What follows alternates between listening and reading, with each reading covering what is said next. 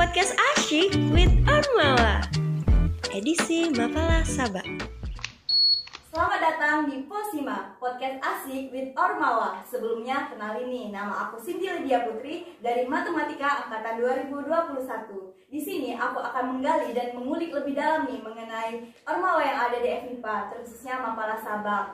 Tapi sebelumnya, aku nggak bakalan sendirian. Aku ditemani bintang tamu yang sangat amat luar biasa. Seperti kata pepatah, tak kenal maka tak sayang. Maka dari itu, aku mempersilahkan abang nih untuk memperkenalkan diri terlebih dahulu. Makasih Asin ya. Halo, perkenalkan nama saya Faisal Parako, NPAMS 282000173 dari Angkatan Alas, dari anggota biasa Mapala Sabak, jurusan Ilmu Kelautan 2019.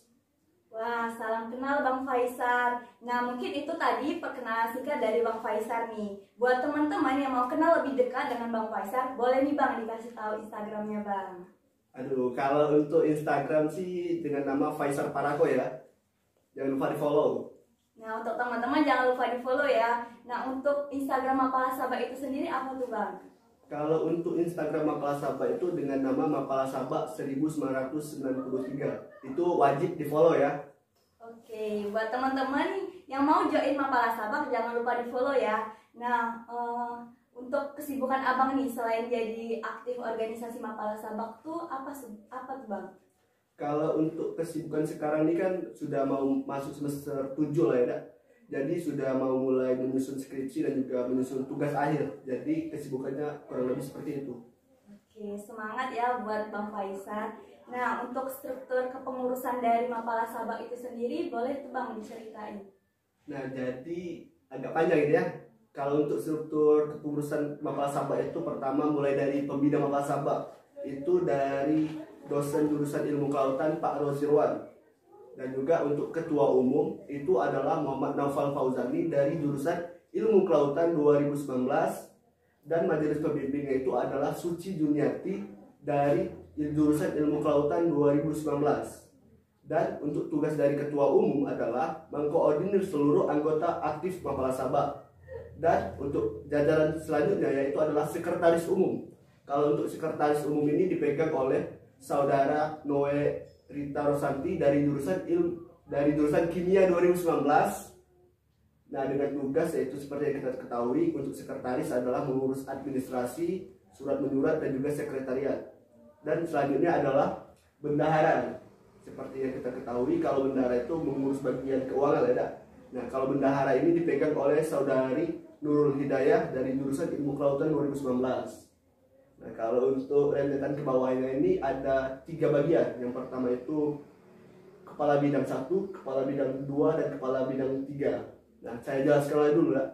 Kalau untuk Kepala Bidang 1 ini bertugas untuk mengkoordinir biro-biro yang ada di bawahnya. Kalau untuk Kepala Bidang 2 ini bagian dari Litbang, Penelitian dan Pengembangan. Jadi, selain mempunyai garis komando ataupun garis perintah dari Ketua Umum, Kepala Bidang 2 juga mempunyai garis koordinasi. Jadi ketua umum itu berkoordinasi dengan Kepala Bidang 2 masalah internal. Nah, terus untuk Kepala Bidang 3 ini adalah bagian mengkepalai seluruh kepala divisi. Nah, itu adalah tugas dari seluruh kepala bidang ya. Nah, terus untuk pemegangnya, kalau untuk Kepala Bidang 1 ini dipegang oleh Saudari Sakinah Salman Ahmad Nasution dari jurusan Kimia 2019.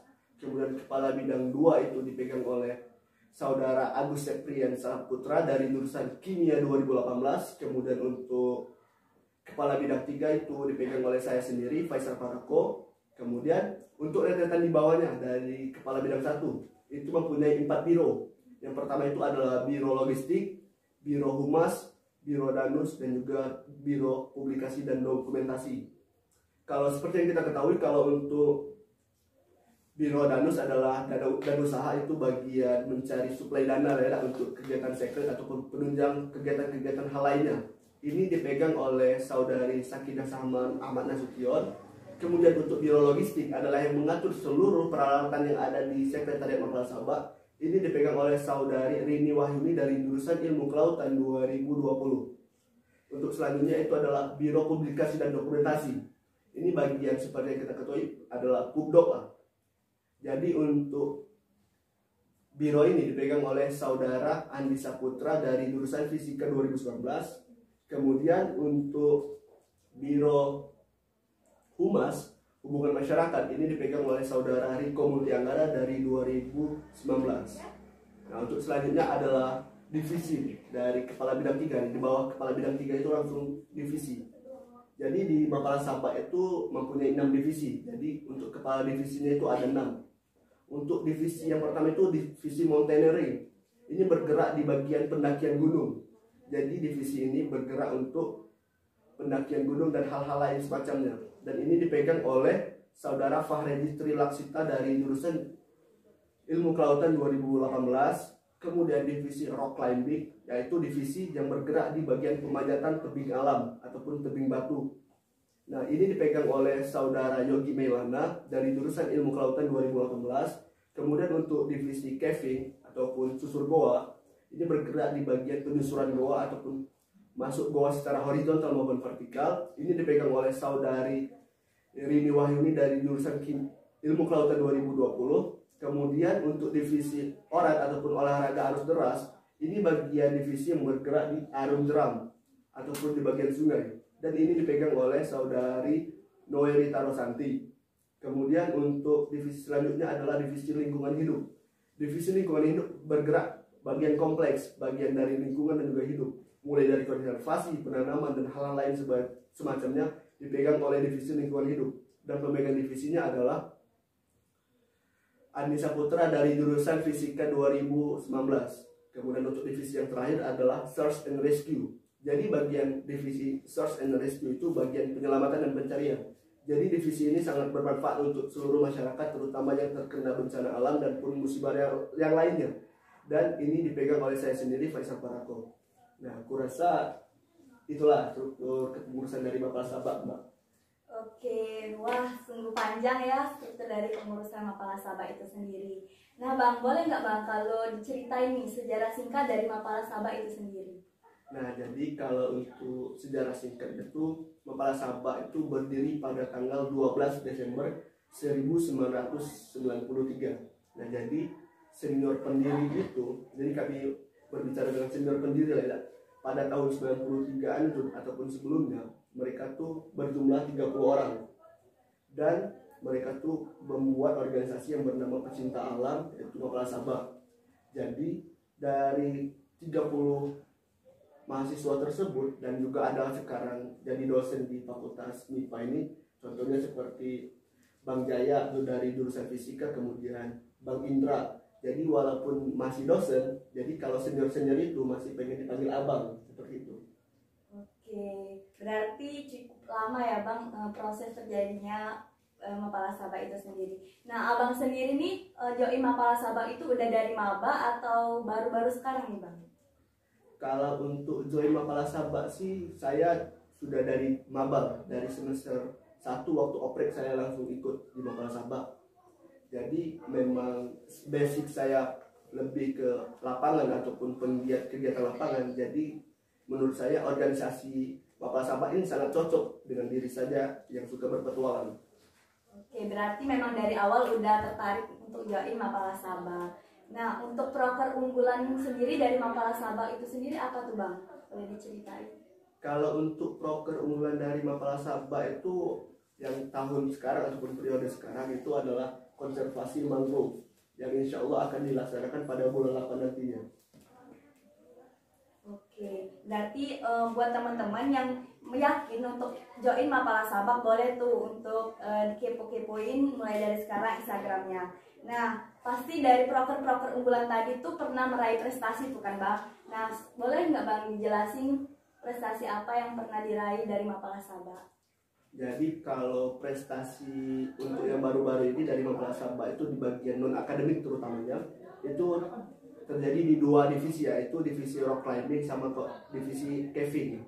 Jadi kalau kemarin tuh Mapala Sabak pernah juara 2 di kegiatan panjat di Mapala Winra dan Patah Palembang, itu tingkat Sumatera Selatan.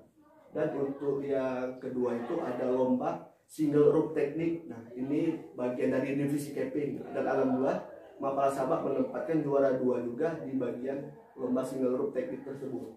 Wah, keren banget ya teman-teman. Mapala Sabak ini nggak main-main nih. Nah, untuk fakta-fakta menarik dari Mapala Sabak yang membedakan Mapala Sabak dengan Ormawa lain tuh apa tuh Bang? Jadi kalau mengenai fakta menarik ataupun hal pembeda, jadi sesuai dengan namanya, mahasiswa pecinta alam, sandi rimba kami, Mapala Sabak. Jadi kami itu bergerak di bagian lingkungan dan juga masyarakat, sosial dan budaya. Jadi selain kita belajar tentang birokrasi, kita juga belajar tentang tata kehidupan, mulai dari masyarakat, cara menghargai dan hal lain yang tidak kita dapatkan di bangku kuliah. Oke, berarti yang tidak kita dapatkan di bangku kuliah, Bang. Nah, apa sih Bang tahapan-tahapan untuk join Mapala Sabak nih, biar teman-teman yang lagi nonton nih yakin untuk join Mapala Sabak? Oke, kalau untuk tahapannya itu cuma sederhana sih, cuma dikit, cuma 4 tahapan.